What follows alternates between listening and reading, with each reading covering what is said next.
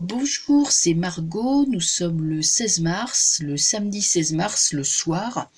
Donc, comme vous le savez, il y a eu l'acte 18 des Gilets jaunes qui a été un événement très très important avec énormément de monde. Et j'ai voulu faire une vidéo sur le sujet, mais surtout sur un événement qui n'a pas été tellement mis en avant, mais qui pour moi est très significatif. À savoir, Macron est parti 3 jours en Afrique de l'Ouest. Dans la nuit de jeudi à vendredi, il a retrouvé sa femme au ski dans les Hautes-Pyrénées. Elle y était déjà depuis une semaine. Lui, il a déclaré vouloir passer 2-3 jours pour se ressourcer et il a éprouvé le besoin soudain de partir en vacances. Et il devait rentrer à Paris dimanche et en fait il est rentré tout à l'heure. Bon, qu'est-ce que ça veut dire? Ça veut dire qu'ils ont peur tous les deux. Lui, il a peur, elle a peur. Elle est partie se réfugier depuis la semaine dernière dans les Pyrénées. Lui, il est parti en Afrique. Et au lieu de rentrer à Paris, jeudi soir, il est parti où? Il est parti loin de Paris, très loin de Paris, dans les Hautes-Pyrénées, c'est-à-dire pas très loin de la frontière, au cas où. Comprenez? Alors, qu'est-ce que ça veut dire? Moi, ça me paraît quand même hallucinant qu'un chef d'État, dans une situation d'insurrection comme connaît la France, d'insurrection révolutionnaire comme le connaît la France, qu'un chef d'État puisse vider les lieux, quitter sa place, quitter sa chaise, montre que cet homme n'est pas courageux, que cet homme, il a déjà perdu et il est déjà en fuite. Hein. C'est comme s'il commençait déjà un scénario de fuite, parce qu'en aucun cas il faut céder le terrain, bien entendu. Hein, ça me paraît une évidence. Et lui, il a cédé le terrain. Bien sûr, il va revenir. Mais est-ce qu'il a vraiment le pouvoir? Moi, je commence à me poser des questions. C'est pour ça que j'ai fait un tirage. Alors, je vous explique, les cartes sont déjà sorties parce que j'avais fait un premier tirage, mais je l'ai un peu cafouillé. Du coup, je voulais pas le refaire, etc. Donc j'ai laissé comme ça. Hein, mais je vous assure que c'est pas moi qui ai choisi de mettre les cartes, les disposer d'une certaine façon. Il est vraiment sorti comme ça. Bon, ça vous pouvez me croire.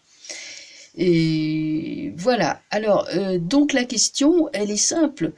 Pour moi, Macron est en fuite. Même s'il est revenu, il est déjà dans une configuration où il prend la fuite, alors je pensais que c'était quelqu'un d'indéboulonnable et qu'il était vissé à son fauteuil et qu'il resterait en place quoi qu'il arrive. Et je me disais, faudra vraiment la force pour le déloger, mais il se pourrait en fait qu'il prenne la fuite.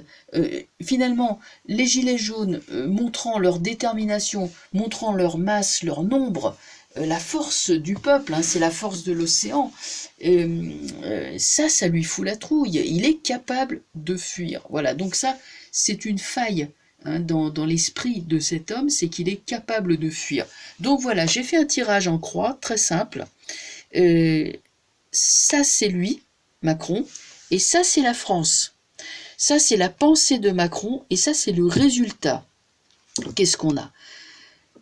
L'arcane sans nom, alors vous voyez, l'arcane sans nom, il sort tout le temps hein, avec lui. Il sort renversé, donc là il est en train de fuir, et il fuit vers le passé. C'est-à-dire qu'il ne fait absolument pas face à la situation, hein, parce que il pourrait décider, allez hop, je détruis le pays, mais on dirait qu'il en est même plus là. On dirait que il y a quelque, si vous voulez, mentalement, pas physiquement, mais mentalement, il y a déjà un début de capitulation, parce que il y a vraiment la pensée de fuir. Hein, la gauche, ça représente le passé. Ça représente surtout ce qu'on ne veut pas affronter, c'est-à-dire ce qui est en face. Et on fuit dans les jupes de sa mère finalement. C'est ça l'idée. En face, qu'est-ce que c'est? Le système. La France, elle le rejette. La France, elle détruit son système. Voilà la France, voilà la maison Dieu, voilà la révolution. Et ça, il en a très peur, il en a très peur. Hein, il a bien trop peur de se retrouver le nez par terre, de se retrouver pris par le peuple et de devoir rendre des comptes. Hein. Donc c'est la fuite. La tempérance. La tempérance, qu'est-ce qu'elle peut faire? Ben rien, parce que la tempérance, c'est bien sûr une carte de communication. Maintenant, la communication, elle est bouchée. Qu'est-ce que vous voulez qu'il fasse? Le grand débat, eh ben non, ça a marché une fois, mais la carte, elle est grillée.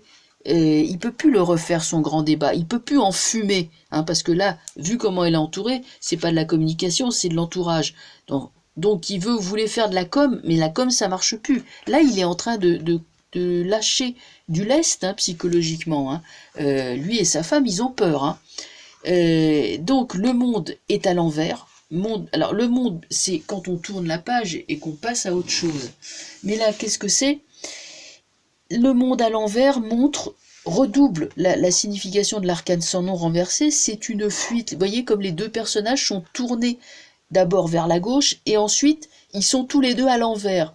Donc voilà quelqu'un, un couple, j'ai presque envie de dire, voilà deux personnes ou une personne si c'est Macron qui fuit vers le passé. Ça peut être une fuite à l'étranger, mais ça sera il ira se réfugier quelque part. Hein, dans un pays étranger qui voudra bien de lui. Moi, vous savez, hein, je crois qu'il est grillé. Hein. Je ne crois pas qu'il va refaire sa vie ailleurs. Hein. Il est trop.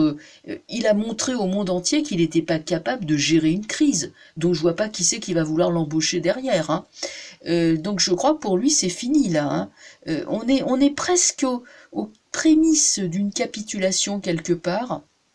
Donc Macron, ce soir, je dirais qu'aujourd'hui, Macron, il a lâché du lest en montrant, comme je l'ai analysé tout à l'heure, qu'il était quand même, il n'avait même pas eu le courage de revenir ce week-end à Paris et d'attendre de pied ferme à l'Élysée la foule. Hein, non, il n'a pas supporté, il est parti. Et le jeu le montre. Le jeu le montre.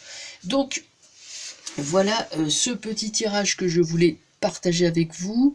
Je vous cache pas que je suis inquiète parce que là j'ai vu les têtes qu'ils faisaient à la télé.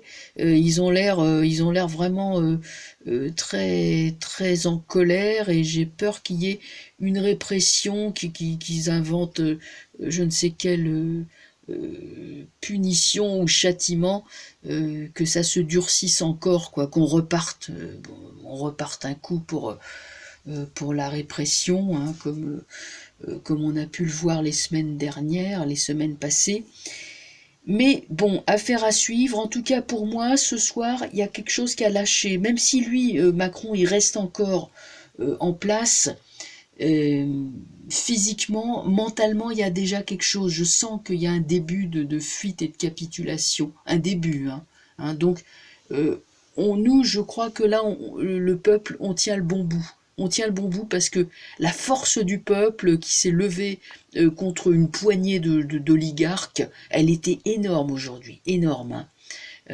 Donc vous imaginez mobiliser comme ça, je sais pas, une fois par mois ou une fois tous les 15 jours, je sais pas combien de fois on peut le faire, hein, mais c'est pas juste une fois et après on s'en va. Le mouvement des Gilets jaunes, il est inépuisable, contrairement à tout ce qu'il raconte, c'est inépuisable.